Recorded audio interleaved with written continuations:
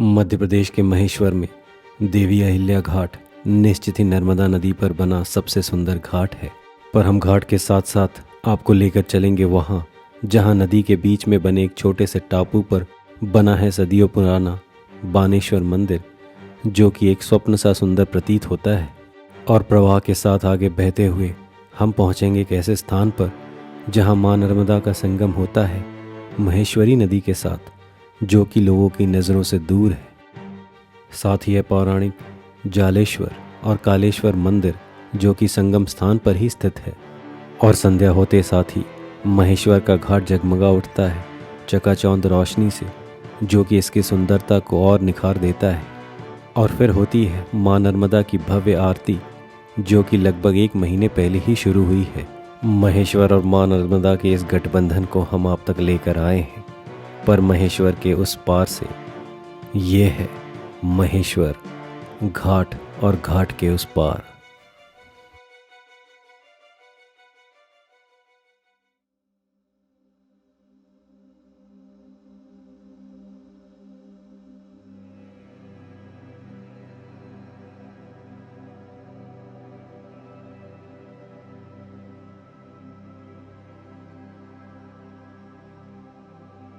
इतिहासकार फ्रांसिस विलफोर्ड और पीएन बोस के अनुसार महेश्वर ही प्राचीन काल का महान शहर महिष्मती है, जो कि हैहय वंश की राजधानी थी।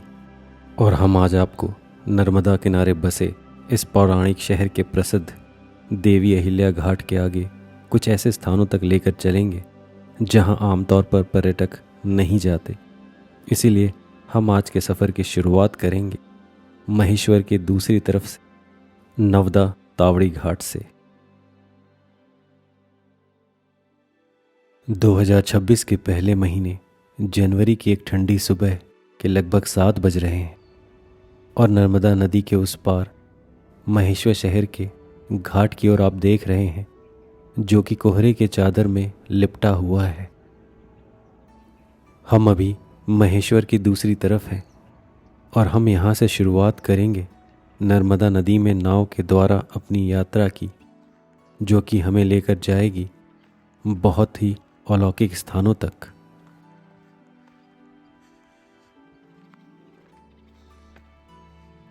पर उसके लिए हमें जाना पड़ेगा नवदा तावड़ी घाट पर, जहाँ से हमें नाव मिलेगी। नवदा तावड़ी घाट महेश्वर के प्रमुख घाट राजमाता अहिल्या देवी घाट की दूसरी तरफ है।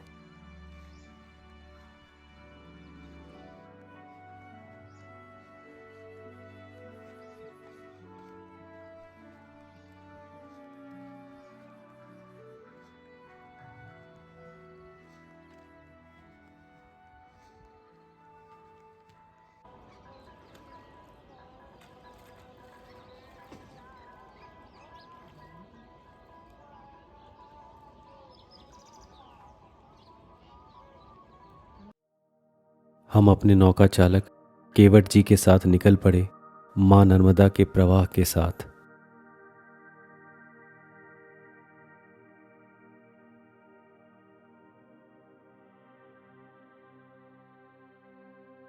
और जैसे ही आप नर्मदा नदी के ऊपर नाव में बैठकर आगे बढ़ते हैं, तभी आपको एहसास होता है कि नर्मदा नदी को क्यों मध्य भारत की सबसे प्रमुख नदी कहा जाता है। पीछे के प्रवाह में कई बांध होने के बावजूद यह महेश्वर में अत्यंत विशाल है।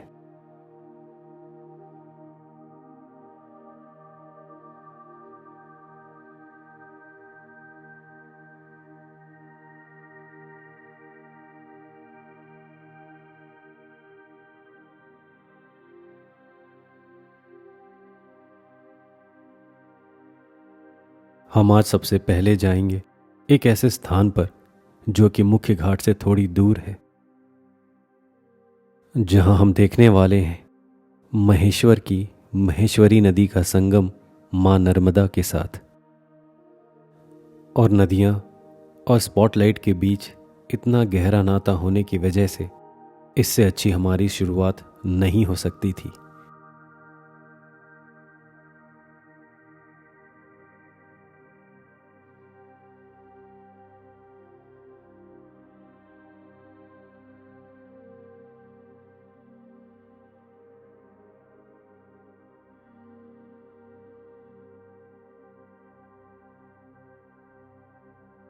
हम कोहरे के बीच से होते हुए उस स्थान तक पहुंचने वाले हैं जहां महेश्वरी नदी का संगम होता है नर्मदा जी के साथ।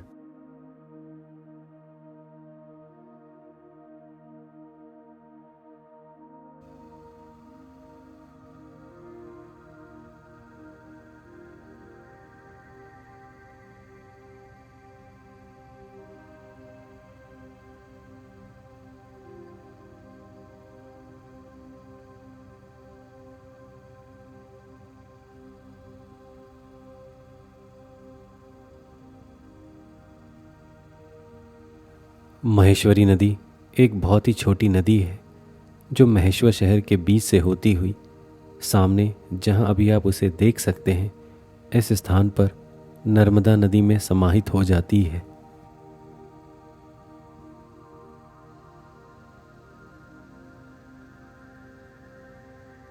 संगम स्थान पर दोनों तरफ पहाड़ी के ऊपर मौजूद हैं दो पौराणिक मंदिर।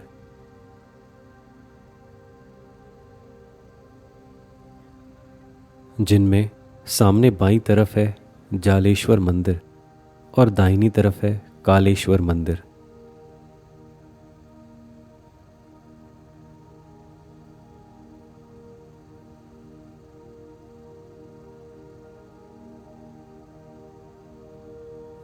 जालेश्वर एक प्राचीन मंदिर है जो कि भगवान शिव को समर्पित है। इस मंदिर का निर्माण 9वीं या 10वीं शताब्दी में हुआ था और महेश्वर के लगभग हर मंदिर की तरह इस मंदिर का भी जीर्णोद्धार राजमाता अहिल्या देवी द्वारा किया गया था।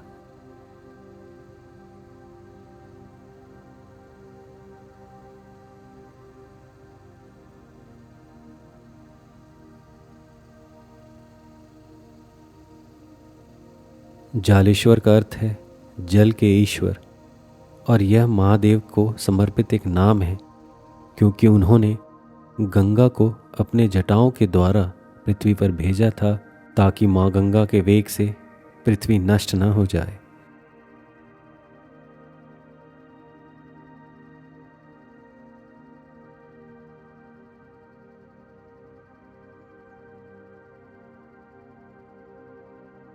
और दाहिनी तरफ जो कालेश्वर मंदिर है वह भी भगवान शंकर को ही समर्पित है और यह दोनों मंदिरों का निर्माण लगभग आसपास ही हुआ था 9वीं या 10वीं शताब्दी में।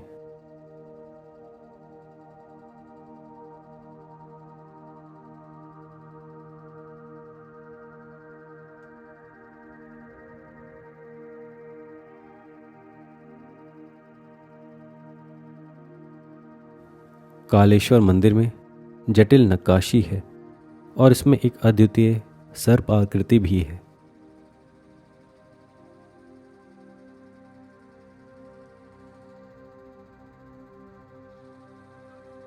मेरा नाम शंकर केवट है। मैं ग्राम नावटोड़ी का निवासी हूँ और मैं एक बोट चालक हूँ।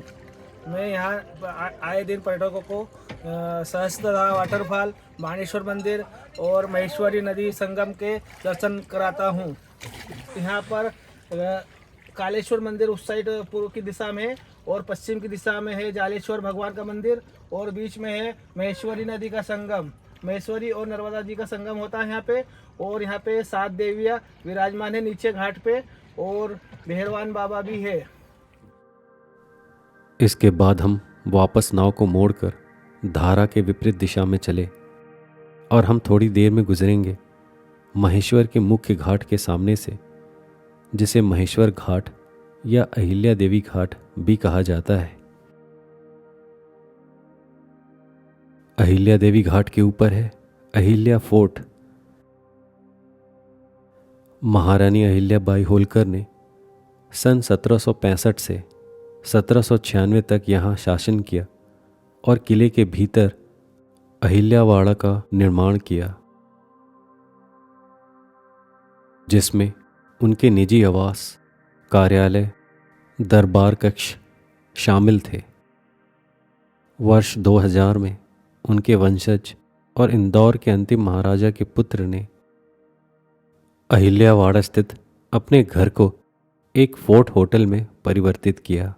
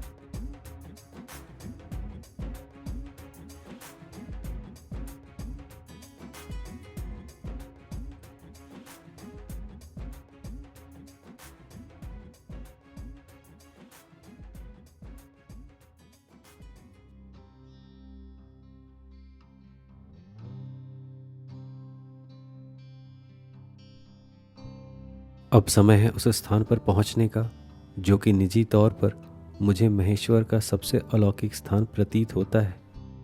वह है नदी के बीच में एक छोटे से टापू पर बना बानेश्वर मंदिर।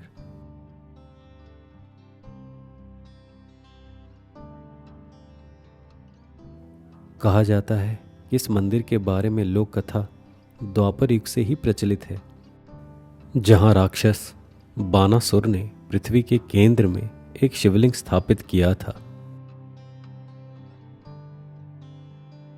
बाद में राजमाता अहिल्याबाई होलकर ने इसका जीर्णोद्धार किया। अगर पानी का बहाव कम रहे तो आप मंदिर में प्रवेश कर सकते हैं।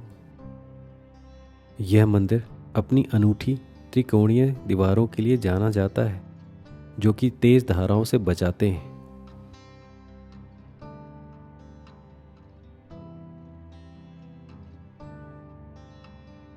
और महेश्वर के आध्यात्मिक वातावरण के बीच इसकी शांत उपस्थिति इसको खास बनाती है।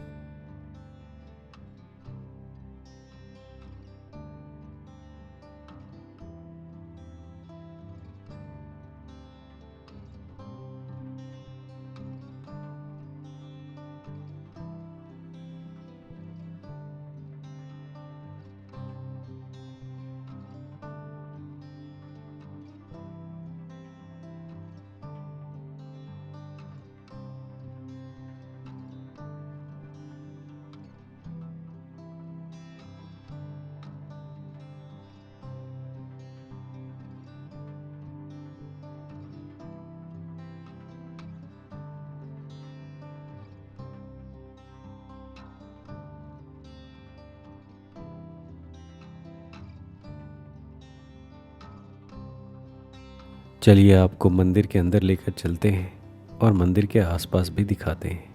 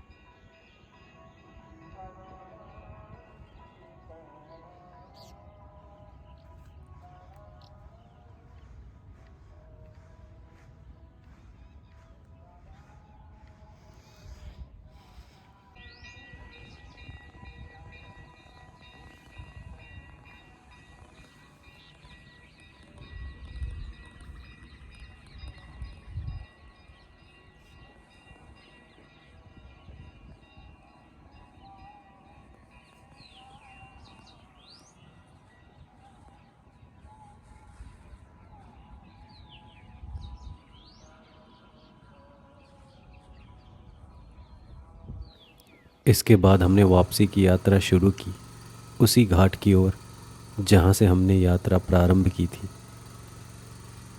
पर यह सिर्फ एक अल्प विराम है। हम शाम के समय फिर आएंगे महेश्वर घाट पर, महेश्वर घाट को एक अलग रूप में देखने के लिए।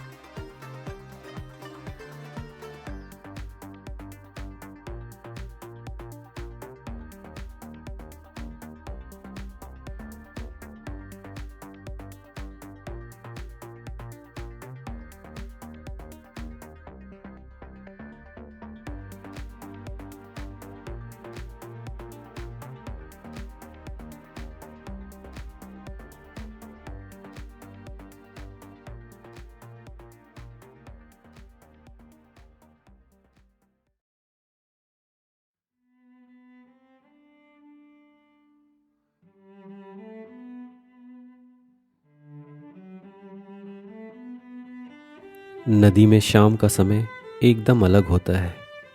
ऊपर चंद्रमा अपनी सुंदरता पानी में निहारता हुआ नजर आ रहा है।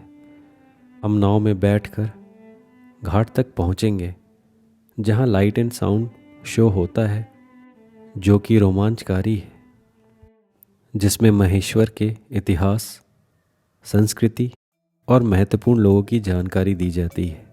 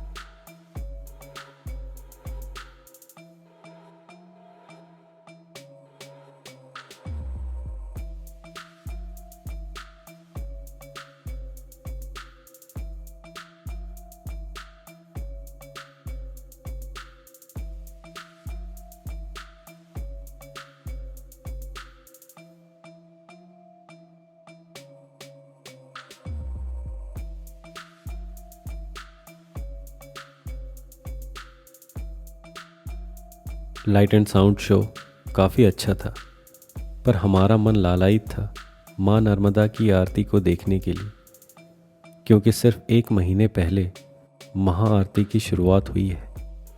तो चलिए महेश्वर घाट के आरती स्थल पर चलते हैं।